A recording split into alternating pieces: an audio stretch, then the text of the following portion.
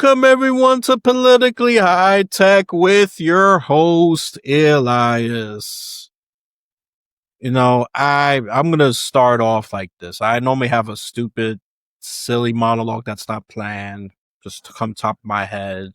But based on this recording, I normally don't give the date, but it's gonna be important. Look, America's lost a right wing influencer. All right. And if I sound a little somber, it's because of that. And I don't want to, if I cheer about it, which I'm not, it's wrong. And sadly, there's those of you on TikTok. I'm attacking you.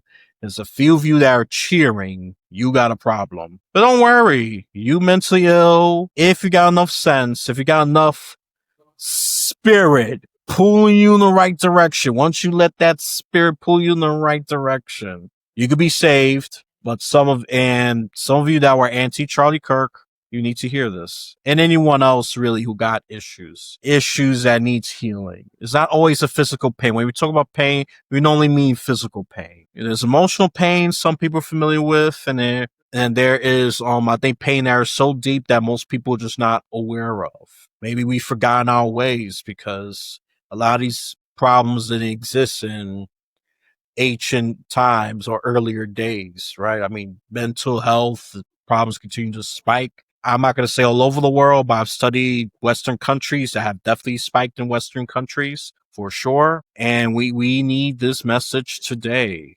And I'm going to introduce her, and I'm going to just keep this short because we need to get to this good stuff more than ever. And we need this.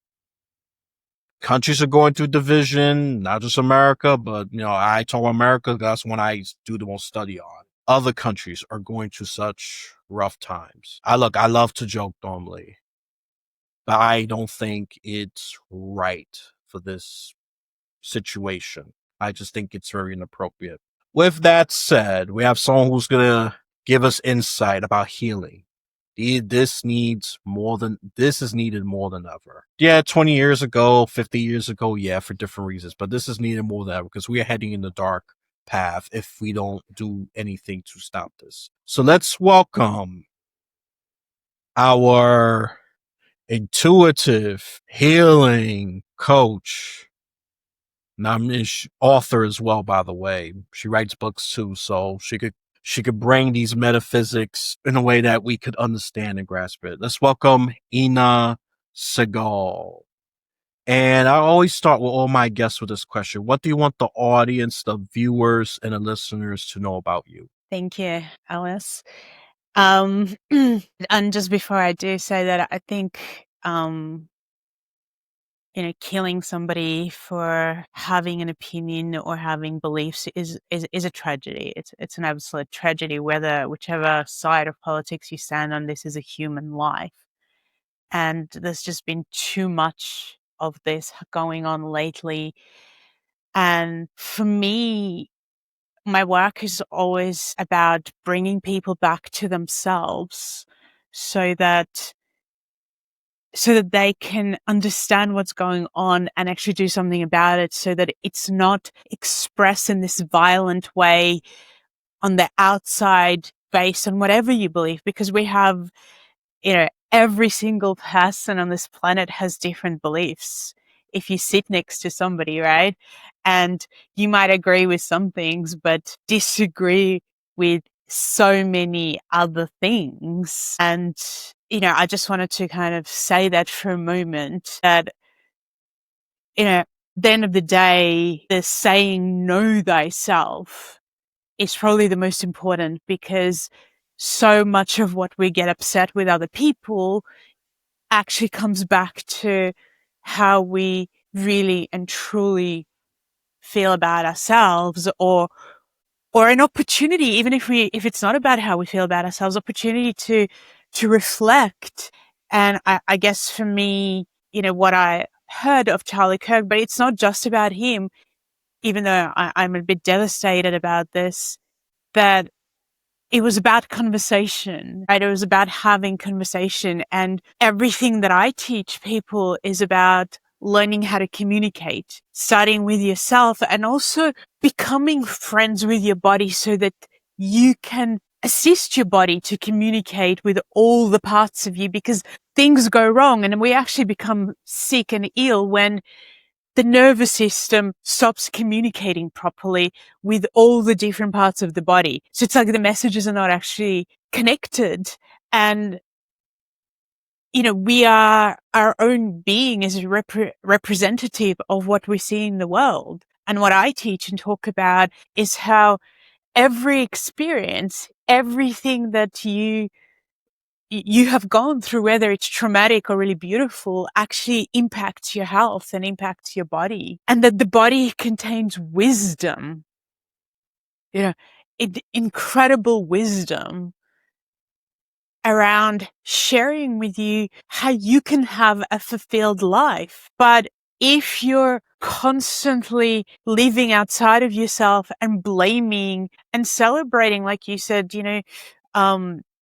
celebrating somebody's demise or somebody, failures or somebody's death, that's, like that is a real opportunity to come back to yourself, because having communication and conversation is the most important aspect of every part of your life. Everything breaks down when there's no communication, whether it's in your family, your relationships with yourself, your relationships at work. Every part is communication. And if we can see it as that, then we can become wiser. And I really feel like what we need is wisdom, because I was speaking to a friend of mine yesterday and she said to me, I'm so grateful, that you talk to me about the fact that every topic has at least 12 points of view, at least, because we have 12 months of the year. I know people say, maybe some people believed earlier we had 13 months of the year, but we have at least, I'm going to say at least 12 points of view, right? If we can listen to completely opposing perspectives and learn from them, this is when we can start to grow in wisdom and be open to all different perspectives and possibilities in the understanding of, why does a person believe this? I find that the most fascinating thing. And so, starting doing healing work when I was super young, I was 21 when I started, and people would come to me who were from every different profession. And, many years ago when I started this, people were not as open as they are now to the idea of healing. And so they would come from, and often be quite skeptical. And I understand that, because I'm naturally quite a skeptic too. And if it hadn't happened to me, I probably would be still very skeptical, about different possibilities.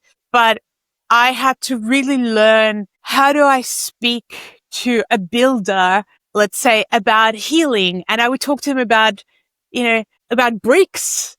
Or how, I remember I had a client and he called me on the phone. So I did a lot of, before we even had Zoom or anything, I would do phone consultations. And he was a detective, and he said to me, I don't believe in any of this, and I'm only here because my wife made me. And I said to him, really? And I said to him, well, it's really interesting, because I feel like I have a similar job to you. And he said, what do you mean? And I said, well, I feel like you're a detective, right? You find, you're looking for a person or the situation of what happened, right? You're detecting, you're discovering, you're asking lots of questions, you're trying to learn about a situation and put all the pieces of the puzzle together to understand what happened. I do the same with the body. That's what I actually do. I'm a detective. I said to him, because that's the truth. I'm trying to understand why somebody has the challenge they have. Where did it come from? And not only where did it come from, but how did it get built? And it was really interesting, because this man who was so super skeptical, and actually had cancer, was then so open, because I just connected to him from his perspective, right? And I understood, and I thought about it. And we he was given, a few months to live, and he ended up with doing all the processes that I taught him. He expanded his life to about, I think it was around 10 years instead of 3 months that he was given, and had a very, very different quality of life over that 10 years than in the 3 months that he was given if he just followed only the medical procedure. And so we are so much more than we think. And when we and believe, and when we realize that, we can start to also be so much kinder to ourselves and other people. Ooh, you said quite a lot. Listeners and viewers, I hope you're paying attention here. She alluded to frames of communication. She had to talk like a builder, talk like a detective, use jargon, professional words that they will understand so it could click. I was like, oh, okay. She compared it by to building blocks. Here, you're building ways that it'll yourself better. And the detective is you finding what's wrong with it, and you could correct the situation, find all the clues. What's the body doing? Is it showing pimples? And what can you do to get rid of that? Oh, it's more than the pimple. That's part of the problem why you're fatigued. And yeah, this is fascinating stuff here. And if you're still skeptical, it's all right. I too am normally a skeptic by nature. I normally question things, but I'm not ascending as to say, "Oh, Ina's crazy. What is she talking about? Oh my goodness." You could think that, but don't make that your dominant thought. At least have some healthy dose of skepticism. Be curious at least. At least have some curiosity. At least try to understand. So it's like, oh, this is whack job stuff. Well, you know what? Science is catching up. Believe it or not, it's catching up to us. Even though, yes, we still do a lot of chemical, physical procedures in America, but more people's being open to the more metaphysics and going beyond the body, and which is great. It's great.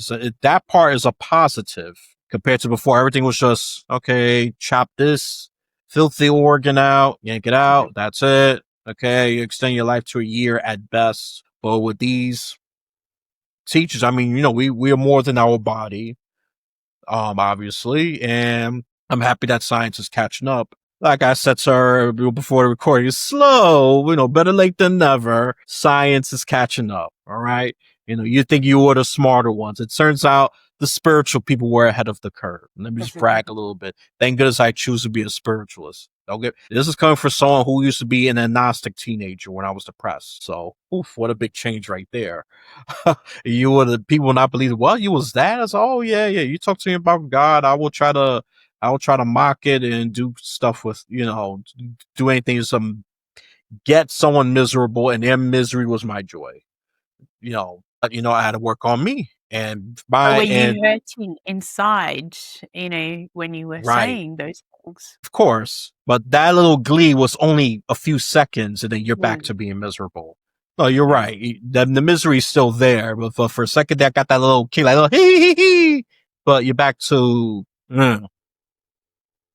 that's why that again, that getting that kick out of someone's misery is only like it's like like a coffee shot. A little boost, it goes down. You're back Mm. to being tired and exhausted. It's as cheap as that. And I can say that from experience. So that's what she's alluding to. Oh, she's not being disagreeable. It's just a fact. Okay. That's all I'm gonna say before you start, making, oh my goodness, I gotta have a fight. No, no, it's not a fight. It's a conversation. Calm down. Some of you want to fight. And let me just be politically balanced. Let me attack the right for now being compassionate when left wing politicians were being killed as well. This is not just right wingers, left No. wingers being gleeful or neglectful when the opposite side met their demise. I say Trump was negligible for not saying, oh, my prayers were with you. And some people on the right was not they was just acting like nothing happened. And a few even blamed them for it, which is not right either. This is why this political divide is bad. But I'm going to end it right there. I just have to say that as well, because I also have to attack the right for being reckless when the people on the left met their demise. So it's both sides out. Two wrongs do not make a right. That's all I'm going to say there. My political spew and spill is done here, unless I allow the guests to be free. If she wants to speak more about it, that's up to her. No pressure there. And you people in the comments, when you comment, behave as well. I'm not going to tell if you're misbehaving. And if YouTube decides to cut you off, it's because you are reckless. It's your fault. I believe in freedom of speech, just like Americans. But that's why you wait for this to be on Rumble. Rumble, you have a lot less chance of being canceled for a crazy comment. YouTube, you will be blocked. YouTube is just that strict. And we should know this by now, people. All right. Enough of my political lecturing there, because I want to get to the solution. All right. So what can I start with?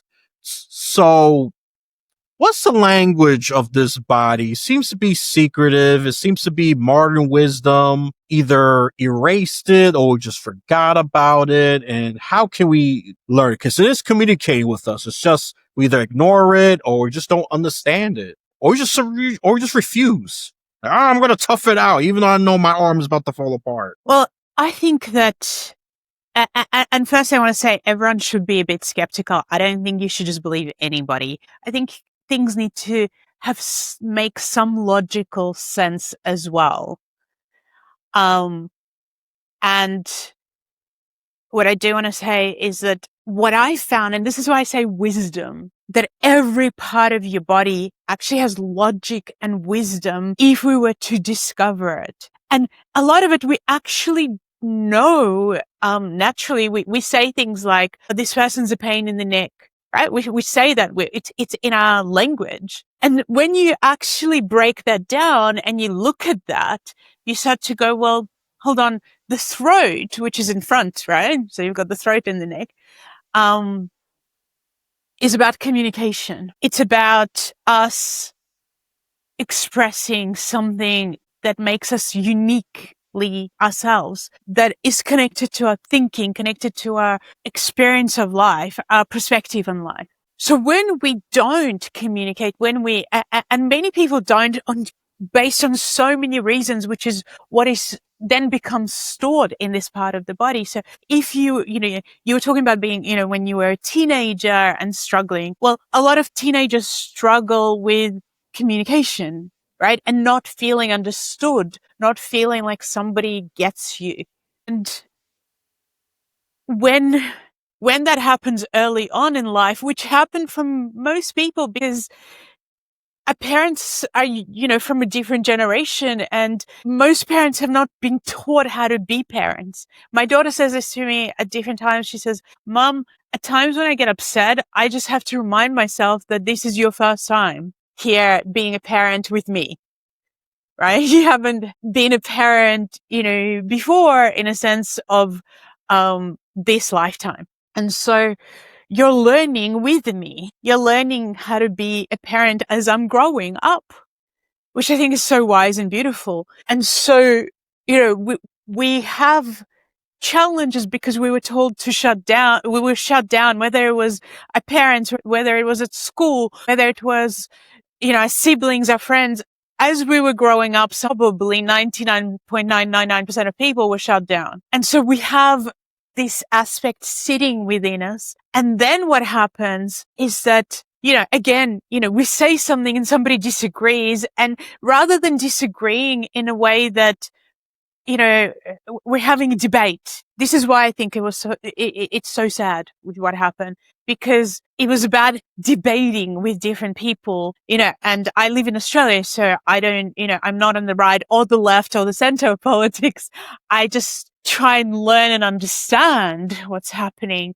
But the point was that, when we can't talk about things, we shut down and then we push it back and we push things, and we'll say it subconsciously, right? We're not aware that we're doing it. And so we're pushing it into the back because kind of the back of our mind, so to speak. But because communication is connected to your throat, we'll push it into the neck. And so we'll, and it's in the language, so we'll say pain, this person's a pain in the neck, because we actually know that that's on some level we're doing that. We're pushing a communication back. And now where we're saying this person potentially caused it, or it's, they're a pain, they're causing a pain. So when we start to look at the languaging, we can see there's things in it.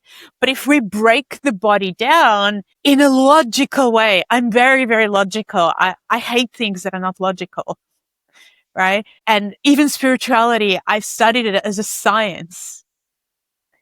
So when we're looking at the area around, our brain, our head, we start to ask a question: what does it do? What's it for? And so everybody pretty much, I would say that we use this area for thinking, right? I mean, that's a fact. And so we use this area to concentrate, to think, to come up with ideas. So when your head breaks down, when you start to have pain, when you start to have nervous system issues, when people have Alzheimer's as they get older, we need to look at that area and go, what could cause it? And the obvious, most logical thing to start with is thinking, right? How am I thinking? Is my thinking constantly limiting and negative and fear-based and stressed and, creating tension? Or is my thinking expansive and open to new perspectives and open to new points of view and evolving and trying to see, even, I know this is a political show in a way, just trying to see, well, if we're talking about left, right, and center, where do I agree with people on the left or disagree, and why? But can I understand why they're saying things the way they are? Can I understand why the people on the right believe what they believe? Rather than just saying they're wrong, right? So when you just do that, when you just judge, and I believe that Jung originally came up with this incredible understanding of archetypes. So when we, look at psychology, which, I've looked at all as many aspects as I can, let's just say, because there's a lot. When we're looking psychologically, we go, so the archetype that is around our head when we're, constantly critiquing everyone is a judge.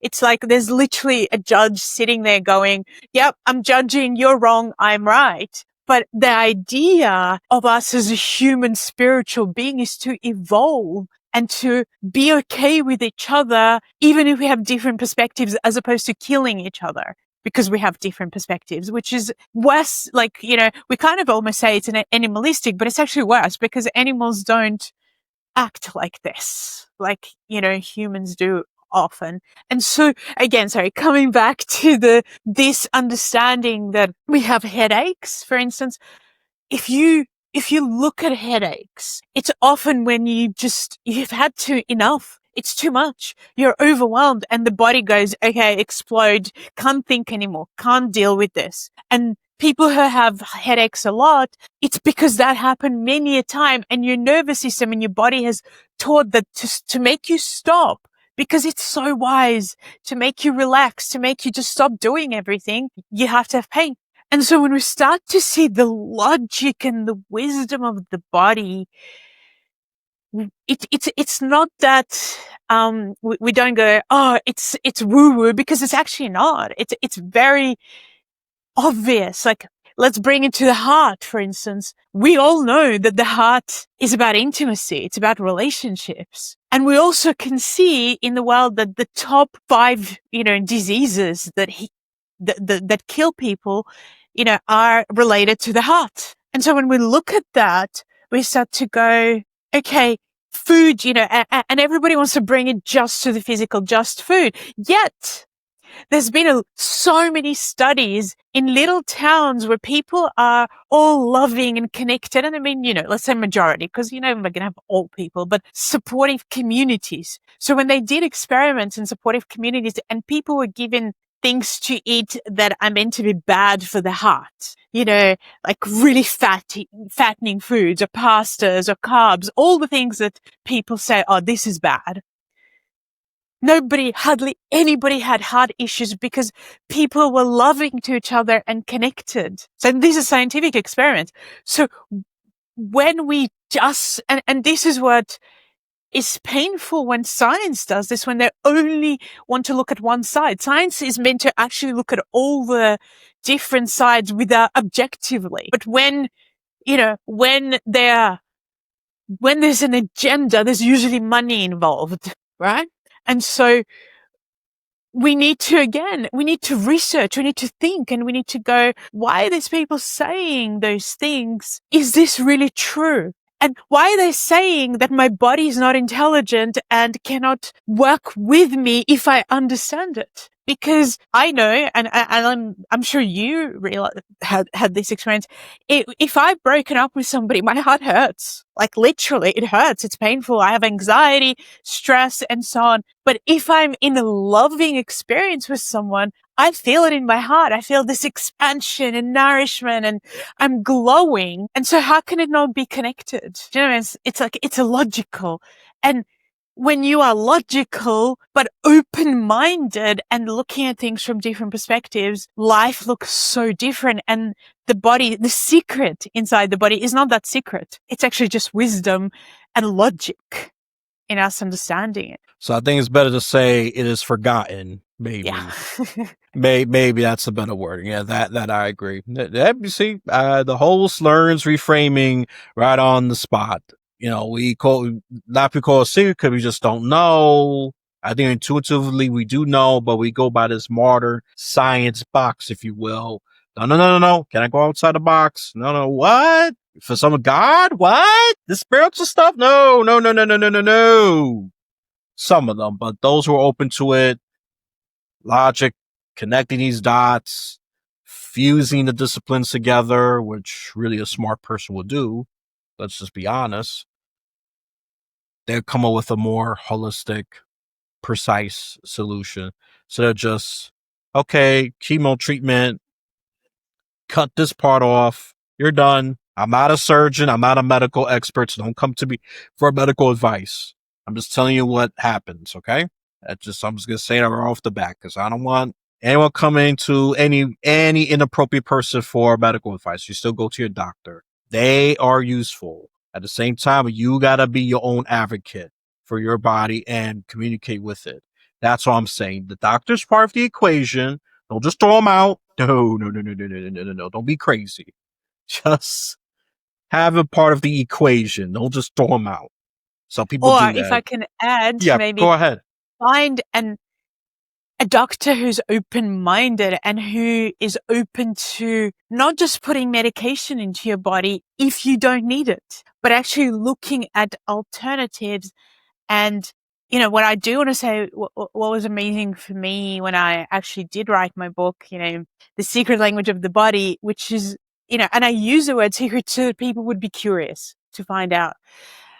And what I did originally is I sent the book before it was published, way before it was published, to every kind of practitioner, both in the medical field that I was aware was a little bit open-minded to get feedback, as well as in, you know, practitioners who were, you know, available to me to contact in the holistic field. And I said to them, please, I ask you to read my book. And if I said anything that is illogical, wrong, doesn't make any sense, come back to me before I have it published, right? Tell me.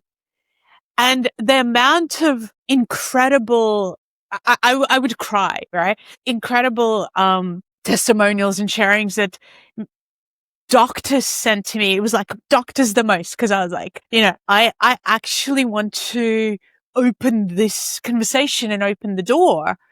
And, you know, I had a forward for Dr. Bernie Segal, who's actually not related. I wish he was, but no. You know, partly because he was one of the first who was, you know, you mentioned cancer several times, who was in that field talking about it and seeing that we can help people who are open to it have a different quality of life if maybe we didn't use really harsh chemicals. And we've had countless people. I mean, lots of people still choose, like you said, to do, you know, chemotherapy and radiation. And they often then don't talk about how many people die from it. And they often talk about how many people may die from doing something natural because, again, it suits the narrative, I believe, of pharmaceutical companies who make a lot of money out of, you know, all sorts of things that they sell, a medication that they sell. And the question is not whether you take it or not, but whether you've done the research and it's right for you. Right? Is it right for you? Because maybe it is right for somebody and it will save their life. And I know plenty of people who've done radiation and chemotherapy and their life was saved. But you have to be aware that, again, I work with a lot of these people that many of them, I was speaking to somebody literally days ago who had radiation and chemotherapy and she survived. She said, it's like I'm not myself. Can you help me to become myself? It's like I can't think in the same way. I don't have the vitality. And there's reasons for it. I would be all for medication if it didn't have side effects, right? It's that you have to look at all the parts of the story. And then I know people like my ex-husband who we're still great friends with, and he was diagnosed, I think maybe 6 years ago or 7 years ago with, I think almost 7 years ago with blood cancer in the, I think it was lymphatic. And he, sorry, no, thinking of someone else, bone marrow. And he was told that he had 1 year to live by a doctor, which I don't think doctors should be doing that. I think that's really, like not a great way to communicate with somebody because you don't know. You actually don't know. And he chose to do it, to do everything the natural way. And he was constantly threatened and by doctors and told you're going to die and all of this stuff, all the fear that you can have. And he chose not to do that. And he chose to go down the natural way and he's still alive and doesn't have any side effects. Yeah. And so everyone is different and needs to, the idea is to have free choice. And that's what we're fighting at the moment, is that can we actually learn to think for ourselves and to research things ourselves before we make up our minds, as opposed to not research, not think, and just believe somebody without actually understanding what is the reason for saying that. And that's why I think you should be skeptical but open-minded, but also research. I think everybody should be a researcher. I agree with that completely.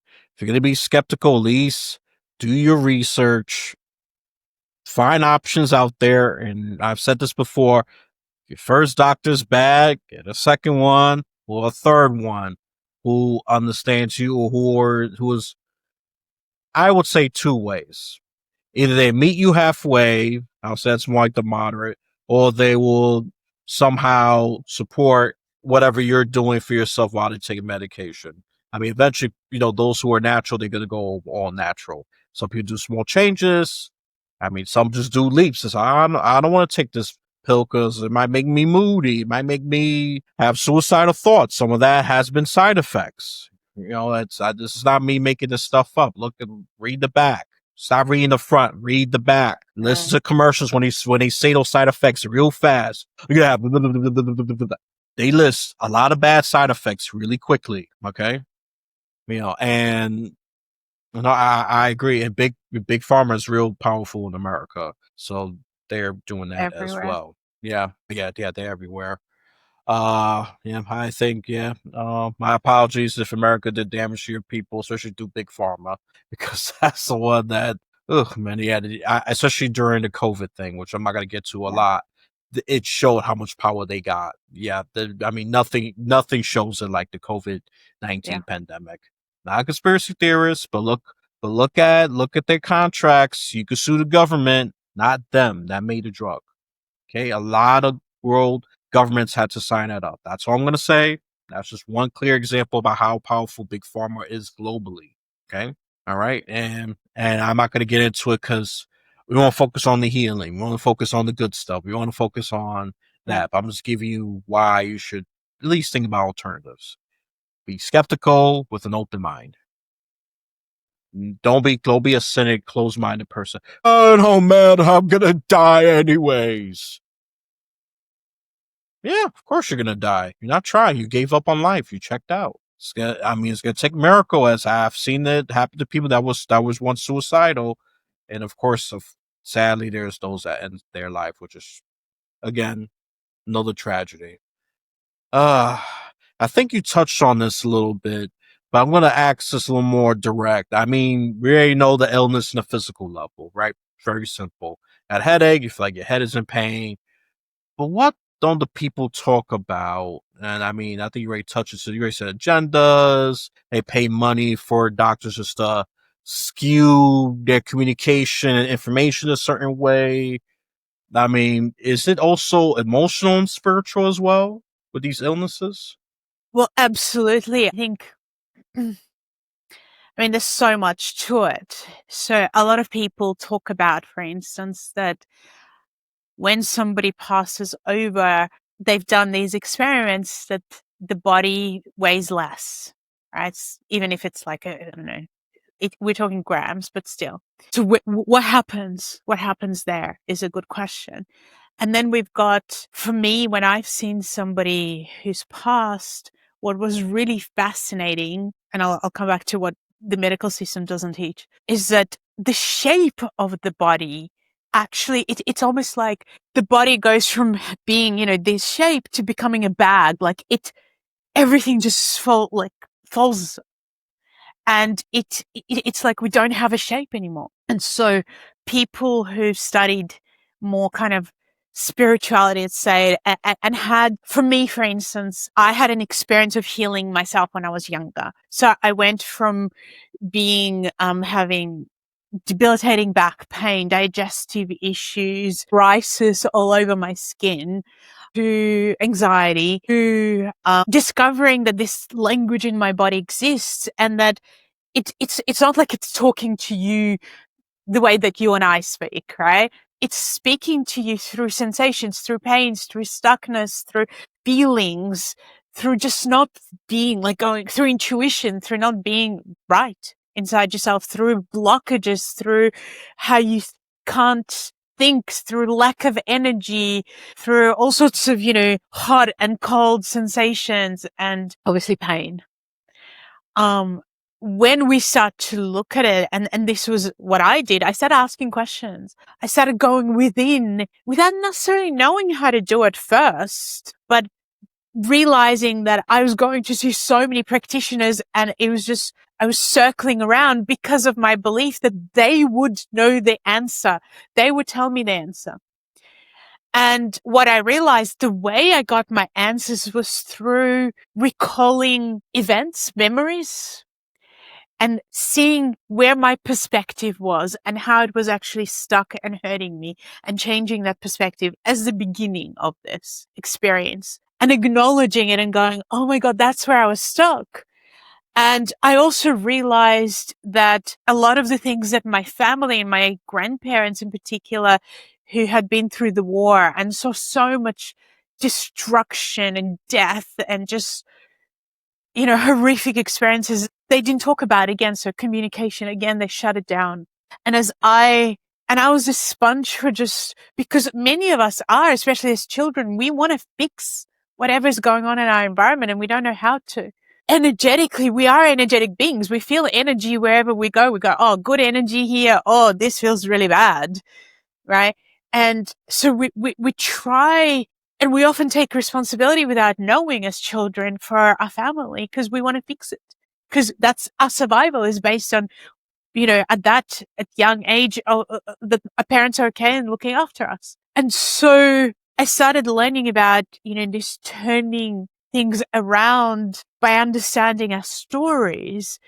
But I also, I guess an ability that my great grandmother had, to a degree, maybe slightly different to me, of seeing and sensing what's going on in people's bodies wake up inside of me. So it started by me actually seeing my spine and all the inflammation in it. And then I realized I could do it with other people.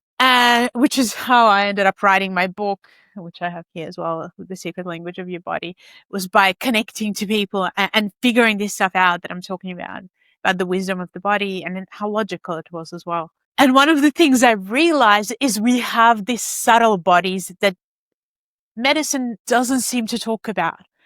And one of those bodies is called the etheric, or in what I've studied, it's called the etheric body. So it's actually the copy of the physical body, and it holds the physical body together. And it also stops you from, when you eat food, from having, like when somebody dies, the smell that comes out, it's like, it's intense, right? The body just goes into degeneration, and the etheric body stops us from, from smelling like a dead person, essentially. And when it leaves, that's why the smell is so bad. So when we, and because and you can see it, and that's why it's so sad that medicine is still a little far from this. And then we have things like when somebody's arm or leg gets chopped off, why do people say, I still feel my leg? Well, I still feel pain there. It's actually because they have an etheric leg. Otherwise, they wouldn't say this. It's the same thing. So then we have this astral body as well, which is our emotions, our sensations, pain. Pain is not a physical thing. And we know that because if you help somebody change their emotion, the pain will move most of the time. And I know because I've done thousands and thousands and thousands of these, sessions with people and groups. And so when we start to kind of recognize these aspects and go, well, actually, this astral body, this emotional body is intertwined with the nervous system, which is why we're so affected by our emotions and why many of the nervous system disorders, if you look at somebody's life, there'll be a trauma before that happened. Or, when I just had an experience with somebody with dementia, which was really interesting. And my grandfather had dementia. I've been around it. And this particular person, I've known her for maybe almost 20 years. And her daughter, she lives in Europe, and I was visiting, and her daughter said to me, I just like, tell me something, tune in, give me something. And I was like, I don't know how to tell you this, but the real reason this is happening is because when this lady got divorced, it was like she never completed this story. She's just been holding on to pain and trauma around this divorce, even though it was 20 years ago. And I was like, I don't know what to say because it needs to be resolved without resolution. And I don't know if it can or can't at this point, but without resolution, I don't think she's going to get any better, or even because she was getting worse really quickly. And so I didn't actually expect anything to happen from having this conversation with this lady's daughter. And again, it was progressive, pretty bad. So a few days ago, I sent her a message and I said, please let me know how, because I love this lady. She's been like a mother figure for me. How is she going? And she said to me, oh my God, Ina, something incredible happened after we spoke. My mother and my father, after not speaking at all for over 15 years, at all, not even one word to each other, started talking to each other weekly. And she said, my mother is so much better. There is so much we can do if we understand to help ourselves and to help others. Yep, and stop relying on our biases and close off paths. That could be actually the solution. Sometimes, I'm just going to say this, we are our own worst enemy when it comes to these problems. I mean, we are part of the problem. I know it's a blunt, very insensitive way to say it, but we do contribute a lot to our own problems, even spiritually, emotionally. But that's why it's tough to be spiritual, because it actually requires a lot of bravery, not just open mindedness, to go through what you need to go through. Is it gonna make you heal? Yeah, sure, it is. Well, you have to really go through, I would say, some of the trials. Unless there is an easier way, I would tell you already. I will even sell it. I said, drink this ethereal purifier, wherever the heck it is. All your problems will go away. No, but life doesn't work that way. We gotta work it. It requires work. There's no shortcuts. If anyone's trying to sell you a shortcut, that's a scammer. Okay, scammer, Yep. scammer, scammer. That's all I'm going to say about that. And I think, well, you already gave examples about someone being emotionally overwhelmed. You already allude to that. I mean, ready to a physical pain. I mean, just in general, how do they start healing, and when do they notice progress? Is my question. How many hours do we have? So, No, I still got time. so I'm actually writing a book at the moment, and this book is about different stages of healing. Because I really believe that so much is about understanding, right? If we can understand things, like you just said, which is so important, we will not be going for quick fixes. And I really want people to be skeptical about anybody, especially somebody who says they do healing, that says that everything is instant and they can just heal you instantaneously, because that's not how this works. And coming back, if I can just say a little bit about these energy bodies. So a lot of people in the healing field, are mainly aware of kind of this astral body, this emotional body, where you can change your emotion and your pain can release, or you can change your thought pattern, and something can change in your life, and what you couldn't do before, you can do now. And that is important. But what they like to do to sell you their course or their product is to say that all you have to do is do it for 30 days. And this is the biggest lie. And this is why this industry has, that people should be skeptical, because what these people don't understand is that the etheric body is actually the body of memory. They don't know this at all. And the etheric body is also the body connected to ancestry and vitality and energy. And to change things in the etheric body takes time, and often at least 12 months, at least of you having new habits and new ways of living and seeing life. It is a practice to change, right? It usually requires an awareness and a daily practice of doing things. And so when we realize this, then we can make real progress. And this is why I decided that I was going to write this book on these different stages of healing. Because when we start with the first stage of healing, when most people start, is suffering. And they just go, I'm suffering and I just want the suffering to end. Give me anything because I'm in pain, I'm struggling. That could be emotional, mental pain, physical pain, whichever pain.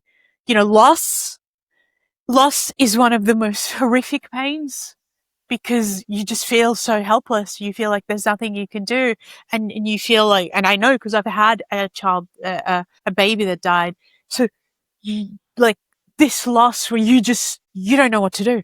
You don't know how to go on often. And so you're stuck in this victim perspective and suffering and struggle. And like I said, I'm very aware. I've had a lot of loss in my life of this. And then you kind of, as you go through the stage, it's very hard for people to say anything, because you kind of have to go through it to a degree. The problem is when you get stuck in it and get really negative. It's good to be skeptical, but not negative, and saying, when people come to me sometimes and they go, no, I've done everything and nothing's worked.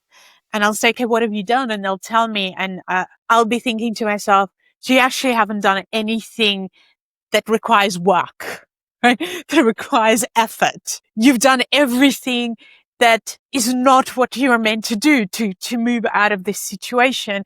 And because you're trying to understand it on the surface, as opposed to that this astral body that is connected to your soul is who you are internally and why you're so different to everybody else. Even if you have two sisters that are twins, you're still going to be different to your twin sisters because you are unique. My dad's got a twin sister and they're complete opposites to each other. So what I'm saying is that when we start to understand that the healing happens through stages. So in that first stage, you're stuck, and then you go into the second stage.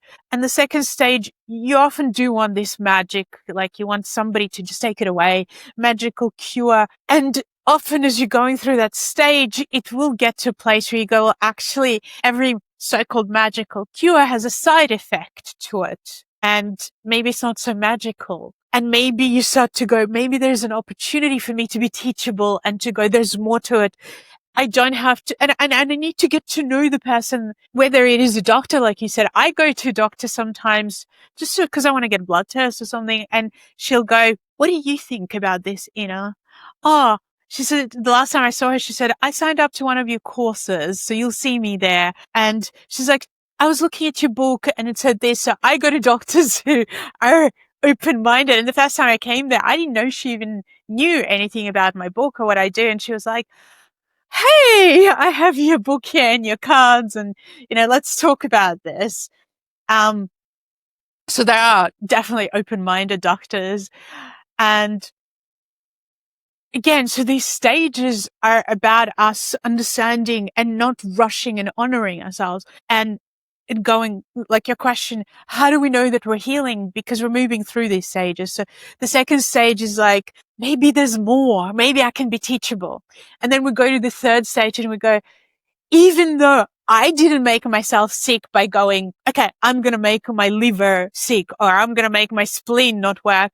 You didn't do that consciously. Nobody does. But the question becomes is, if I can understand what occurred in my life experience first, starting with my life, to cause this, and maybe it's not one thing, maybe there's many things, and maybe I can understand where I got it from in terms of my family. What did they do? What did they believe? How did they live? I might have wisdom that I can work with that tells me that I'm a soul spirit being that can change things because I can think for myself and I can change my perspectives. And whether I say this, and I think you kind of mentioned this in a tiny way, healing is not the same as curing. So it's not like I'm going to cut off this part of your body. Now, if you haven't had the symptoms for 5 years, you're cured. Healing is nothing like that. Healing is you going, even though I didn't consciously make my body sick, I want to take responsibility by learning about myself and going, what can I do? What is in my power to do to change things? And it could be, I can eat better. It could start from that. I can detox my body. I can become more aware of my environment. So maybe it starts from more of the basic things, and then you go deeper and you see, you explore energy. So the first 3 stages of healing is all about, can we get to the place of realizing that I can be involved in this and that there is a wisdom in my body. And then in stage 4 is when you start to actually potentially see results, because you start to go, I can do something about this.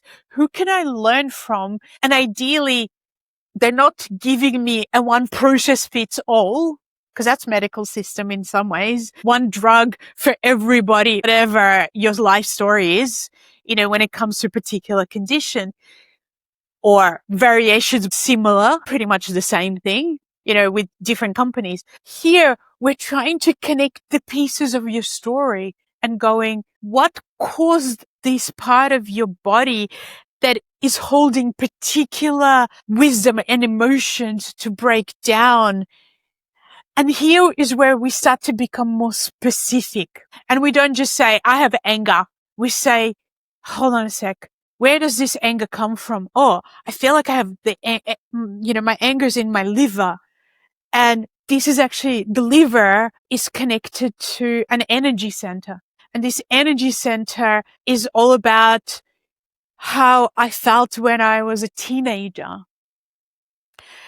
And this side of the body is actually connected more to the right, which is masculine. We have masculine and feminine within us. So let me actually bring this, into more detailed exploration. What was my relationship like with the most important males in my life when I was a teenager? Did I have a good relationship? Let's start with my father or father figure. Or were there a lot of conflict? What was I told? How was I treated? Maybe I have anger around that, but now I've suppressed it so I don't think about it. But my body, my etheric body, remembers and keeps sending that information into my physical liver. And so it's asking me to grow. It's asking me to do something about this. It's asking me to work on my relationship, both with myself as a person that maybe doesn't value myself in the same way that I would have if I had a great relationship with my father or father figure or somebody who was important, a male. And now maybe I have males in my life who put me down as well. Maybe I can do something about this as well as eating healthier. So let's not just do one thing and cleansing, and my health will become so much better. So we're taking responsibility for different aspects, not just one, but going and let me find people that can help me to learn about this and understand this. You know what? I think you already provided so much. I normally would be curious about ancestry, but based on what you said, people in the comments, I'm going to have you do something I don't normally do. Critical thinking. What do you think? What do you think about what Ina just said, right? Let's just start with that. Do you agree? Disagree? Are you mixed? Oh, yeah, I can understand one and agree with one. I'm not sure about two, maybe three I agree with. Put that down in the comment section. This is constructive. I don't want to hear stupid comments like, oh, the host is stupid, Ina's crazy. I'm going to ignore you. That's not why I'm just ignoring that. And I'm not going to even tell her that. Okay. Because she'll need to be bothered with that. She's a very busy, productive woman. She'll need those stupid comments.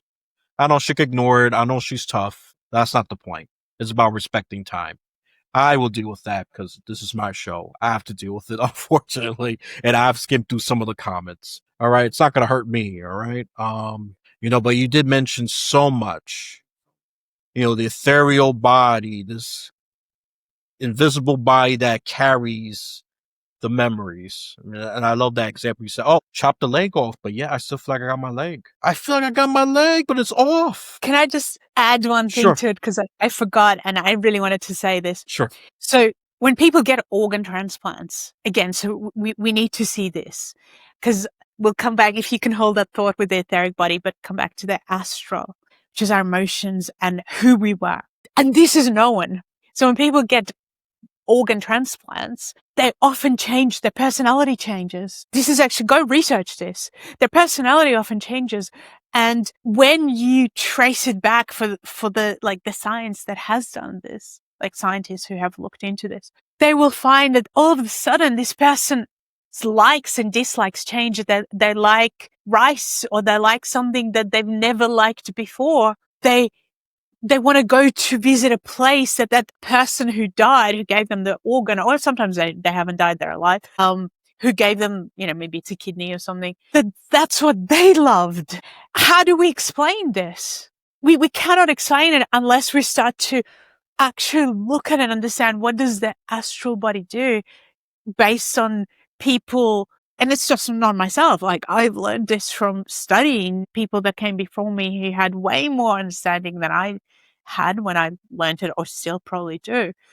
And, people who could sense that we are not just a physical body, that we're a soul meets our ancestry, meets our own ego, our sense of self, our ability to think for ourselves, our individuality, our spirit. And so when we're willing to break this down and not just be woo-woo or generalized, but actually really, really specific and look at things where it's just, they're indisputable. You cannot dispute something that is just like we spoke about the etheric body and the leg, but without this astral, you wouldn't feel the pain, right? The pain.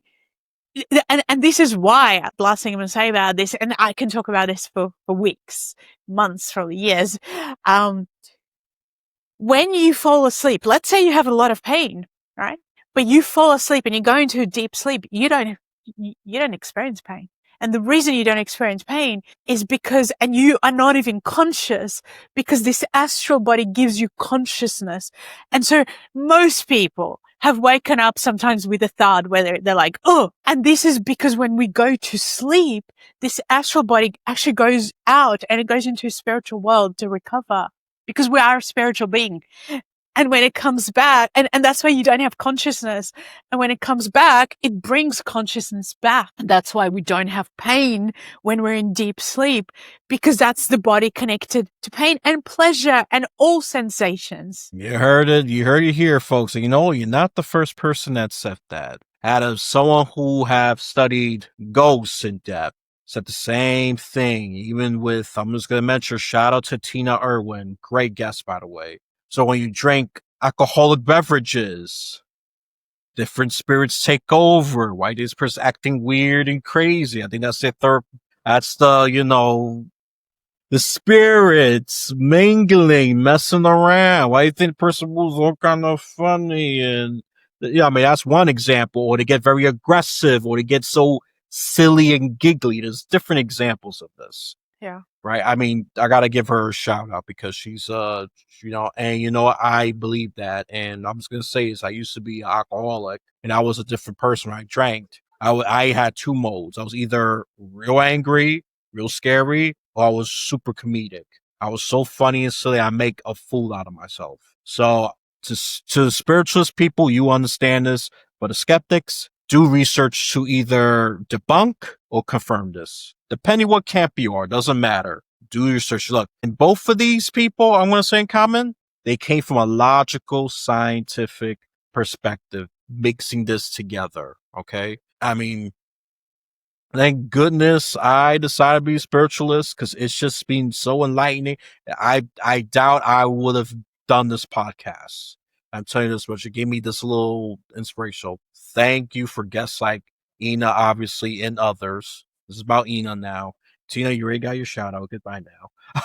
But this is about Ina now. And you're going to hear more about this because I think this needs to be dig deep into. We are more than just a physical body. It's silly to think we're a physical body. There are visible forces that are happening right now. I mean, wind. Can you see wind? But yet it blows.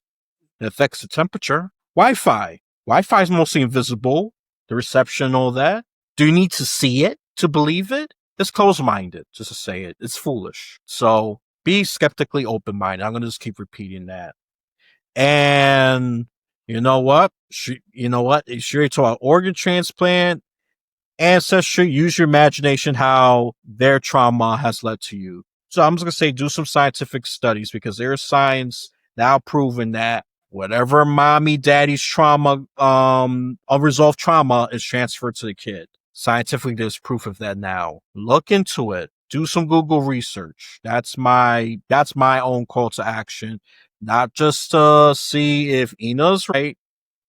See, there's actually wisdom to it. Because I don't want you to just accept everything face value. You're also foolish. Or just be closed minded to everything. There's a balance. Be skeptical.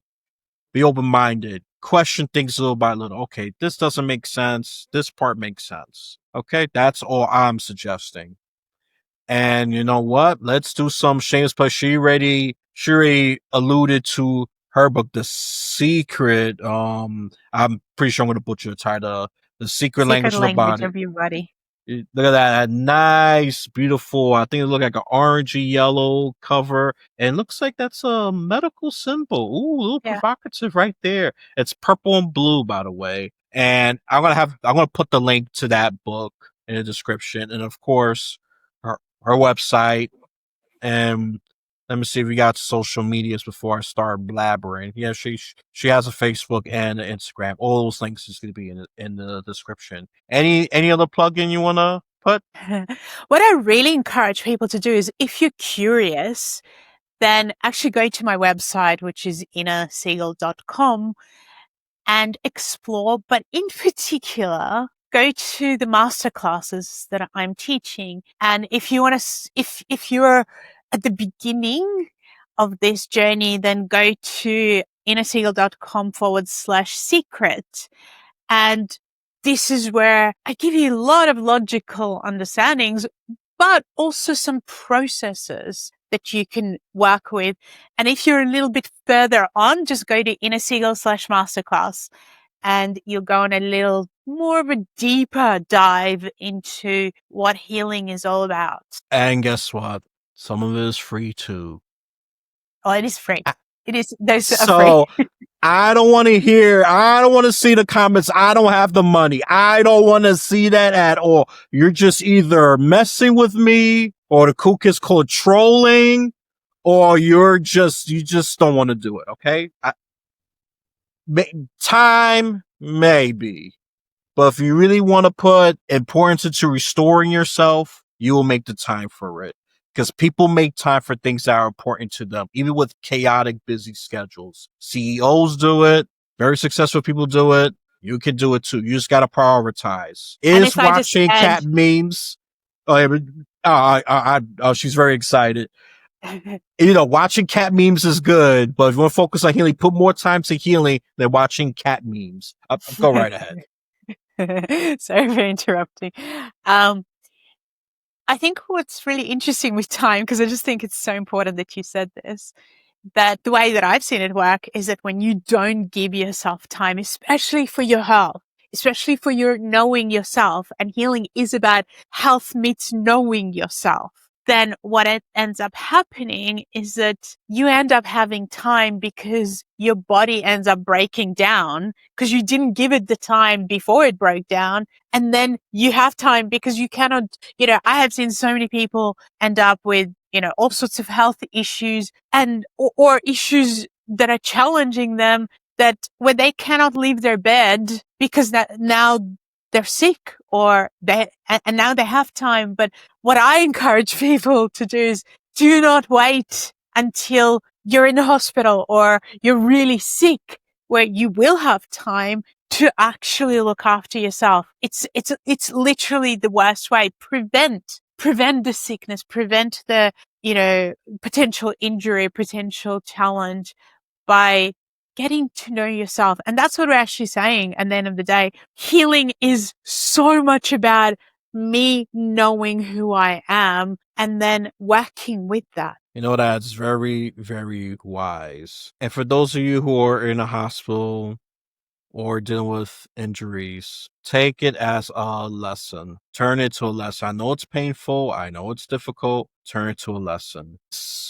Masterclass and whatever content she has can be the solution for what you're going through, especially if it's beyond physical. If everything was physical pain, this stuff would not be needed. But we are a lot more than our physical bodies. So you start digging deeper. And ironically, the more research you do, you realize how ignorant you really are. There's always a lot more than you realize. And ironically, that is wisdom. That is wisdom. If you say I know everything, you're an idiot. Then how do you explain my leg's chopped off? Yeah, I feel like I got a leg. Oh, you're a crazy person. Okay, good for you. You just proved to everyone that you're an ignorant person right there. And you know what? Goodbye. You're not in the conversation. No, this is some people you gotta push away. Some people are toxic. Let's be honest. And that's all I'm gonna say about that. Not sure Ina's gonna agree with that or not, but that's Yeah. I would do with someone who's if I'm in a hospital bed, I don't want to cry. I don't want crying tears feel sorry for me. I'll call security, get that person booted right out. I want laughs. I want this, especially if I'm gonna be in the hospital. No, I want oh, nope, security. I don't want to deal with that. I know what's good for me. And I don't care if I sound like a crazy person to you.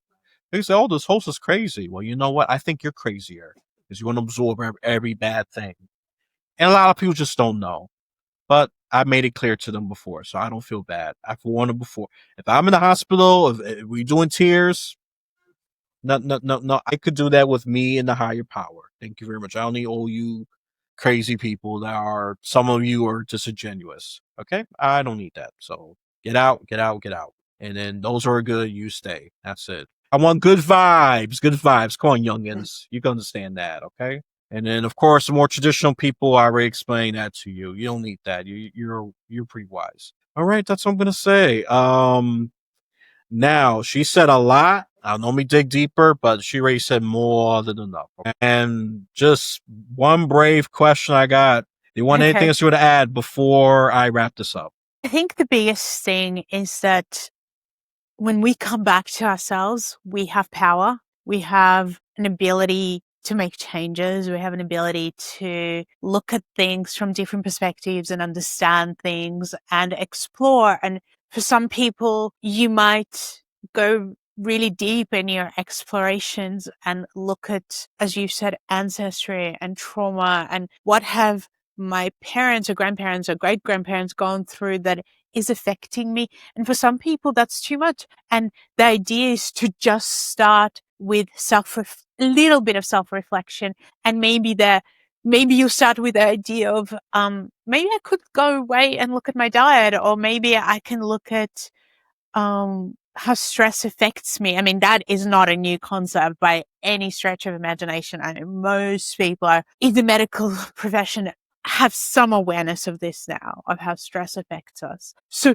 the question is not whether you go as deep in, as I have, or some others, and look at maybe ghosts or look at, spirituality from that perspective. But the question is, where are you willing to open your mind and start with healthy skepticism, with asking questions? I'm the biggest believer of asking questions, of stretching yourself, and of reflecting and going, what can I discover? And at the end of the day, you're your best researcher. And there's Google, but there's many other ways to research and look into things. And, start by coming back to yourself and going, can I be a person, especially when it comes to your health, that can take some responsibility, that can do something towards your health? And maybe you do, at times most people may choose to go down the medical profession. Like if I break my leg, I would be in the hospital asking for doctors to help me, right? I wouldn't be just self-healing a broken leg personally. So we have to be balanced. But, if there are things in my body that I can work with or understand or do myself without having to take any medication, then I'm going to choose that. Because every time I take medication, I want to understand what is the side effect. And if I want to be healthy, I want to have as many side effects and, as healthier organs in my body as is possible. So what I'm saying is we need medicine, but you also need to know that there's many things that the doctors are not aware of or haven't been taught. That's why I have so many nurses who come to me. If you said to me, tell me one profession where you have the most people from that profession, it's teachers and nurses out of any profession that I've had. And I've had many a doctor or even surgeons come to me from, and psychiatrists and psychologists who've gone, I want to learn more. Tell me about this etheric body. Let me understand it, because personally, I have spent a lot of my life, I haven't had other jobs really since I was 21. I spent most of my life researching and studying. I have hundreds and hundreds of books in my library, because I feel like I have a library, that are there to help me understand, and a lot of them based on science, because I want to understand. So I encourage you to be curious. Don't just believe anybody, but don't, like you said, don't block yourself, and be your own best researcher first. Ask as many questions as possible and be open to another perspective, and then go and research that perspective before you put something in your mouth first, but also before you actually say not, like be completely skeptical and not believe and put everyone down. It's just like, be a wise person. That's what I encourage people to be. Be your own wise being, someone who can guide yourself in your life. Because at the end of the day, the only person that really guides you is you. So whether you believe something and you buy it or you don't, comes back to you and your sense of self, and whether, you are willing to take on the role, be your own leader, is what I say. And that is wise indeed. Wise indeed. All of you who've been listening to this, listeners and viewers, this has been very, very, I would say, enlightening. Very enlightening. Despite it started somber, but it definitely ending in a more positive note. I mean, you kind of get the general feel. It started somber because of a recent event that was tragic, but at least it ended a happy note. I'm not doing that again unless I don't know, unless I screw up. That's all I'm gonna say. But other than that, it ended a lighter note. You can tell we both are more. I would say I'm definitely more cheerful. I'm not gonna be tone deaf. Is oh no, everything is okay. We're all fine and dandy. Well, the whole world could be falling apart.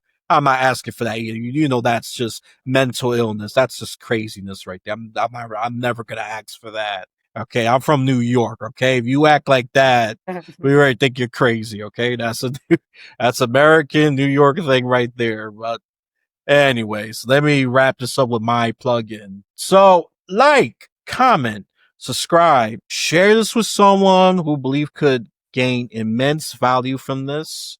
And if you feel a little generous, donate. You'll get a shout out. And haven't thought of ideas of exclusive episodes, but I will come up with a few. I have a few in the pipeline, and one of them I'm going to show the Action Bible presented in a comic book form. I think that's going to be interesting.